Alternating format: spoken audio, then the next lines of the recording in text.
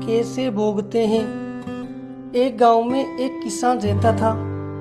उसके परिवार में उसकी पत्नी और एक लड़का था। कुछ सालों के बाद पत्नी की मृत्यु हो गई। उस समय लड़के की उम्र 10 साल थी। किसान ने दूसरी शादी कर ली। उस दूसरी पत्नी से भी किसान को एक पुत्र प्राप्त हुआ। किसान की दूसरी पत्नी की भी कुछ समय बाद मृत्यु हो गई। किसान का बड़ा बेटा जो पहली पत्नी से प्राप्त हुआ था, जब शादी के योग्य हुआ तब किसान ने बड़े बेटे की शादी कर दी। फिर किसान की भी कुछ समय बाद मृत्यु हो गई। किसान का छोटा बेटा जो दूसरी पत्नी से प्राप्त हुआ था और पहली पत्नी से प्राप्त बड़ा बेटा दोनों साथ साथ रहते थे। कुछ समय बाद किसान के छोटे लड़के की तबीयत खराब रहने लगी। बड़े भाई ने कुछ आसपास के वैद्यों से इलाज करवाया पर कोई राहत न मिली। छोटे भाई की दिन व दिन तबीयत बिगड़ती जा रही थी और बहुत खर्च भी हो रहा था।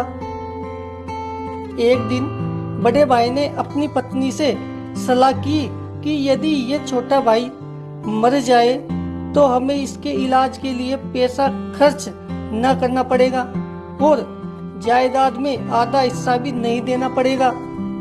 तब उसकी पत्नी ने कहा कि क्यों ना किसी वैद्य से बात करके इसे जहर दे दिया जाए, किसी को पता भी नहीं चलेगा, किसी रिश्तेदारी में कोई शक न करेगा कि बीमार था, बीमारी से मृत्यु हो गई। बड़े भाई ने ऐसे ही किया।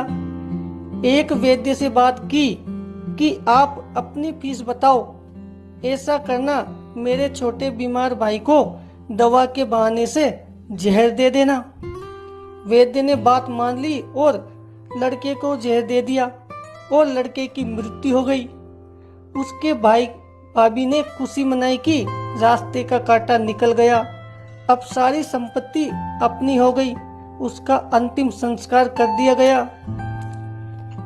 कुछ महीनों पश्चात उस किसान के बड़े लड़के की पत्नी को लड़का हुआ। उन पति पत्नी ने खूब खुशी मनाई, बड़े ही बड़े लाड प्यार से लड़के की परवरिश की। कुछ ही गिने वर्षों में लड़का जवान हो गया। उन्होंने अपने लड़की की भी शादी कर दी। शादी के कुछ समय बाद अचानक लड़का बीमार रहने लगा। माँ बाप ने उसके इलाज के लिए बहुत वैद्यों से इलाज करवाया। जिसने जितना पैसा मांगा दिया, सब कुछ दिया ताकि लड़का ठीक हो जाए। अपने लड़के के इलाज में अपनी आधी संपत्ति तक बेच दी, पर लड़का बीमारी के कारण मरने की कगार पर आ गया।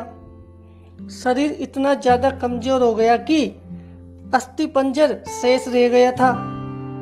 एक दिन लड़के को चारपाई पर लेटा रखा था और उसका पिता साथ में बैठा अपने पुत्र की ये दयनीय हालत देखकर दुखी होकर उसकी ओर देख रहा था।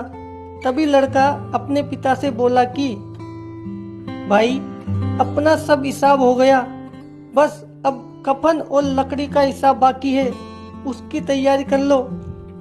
यह सुनकर उसके पिता ने सोचा कि लड़के का दिमाग भी काम नहीं कर रहा बीमारी के कारण, और बोला, बेटा मैं तेरा बाप हूँ, भाई नहीं। तब लड़का बोला, मैं आपका वही भाई हूँ जो आपने जहर खिलाकर मरवाया था। जिस संपत्ति के लिए आपने मरवाया था, मुझे अब वो मेरे इलाज के लिए आधी बिक चुकी है। आपकी शेष है, हमारा हिसाब हो गया। तब उसका पिता फूट फूट कर रोते हुए बोला कि मेरा तो कुल नाश हो गया, जो किया मेरे आगे आ गया, पर तेरी पत्नी का क्या दोष है जो इस बेचारी को जिंदा जलाया जाएगा। उस समय सती प्रथा थी, जिसमें पति के मरने के बाद पत्नी को पति की चिता के साथ जला दिया जाता था। तब वो लड़का बोला कि वो वैद्य कहाँ है जिसने मुझे जहर खिलाया था। तब उसके पिता ने कहा कि आपकी मृत्यु के 3 साल बाद वो मर गया था। तब लड़के ने कहा कि ये वही दुष्ट वैद्य आज मेरी पत्नी रूप में है, मेरे मरने पर इसे जिंदा जलाया जाएगा।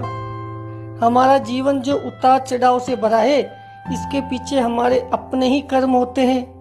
हम जैसा बोएंगे वैसा ही काटना पड़ेगा। कर्म करो तो फल मिलता है, आज नहीं तो कल मिलता है। जितना गहरा अधिक कुआं, उतना मीठा जल मिलता है। जीवन के हर कठिन प्रश्न का जीवन से ही हल मिलता है।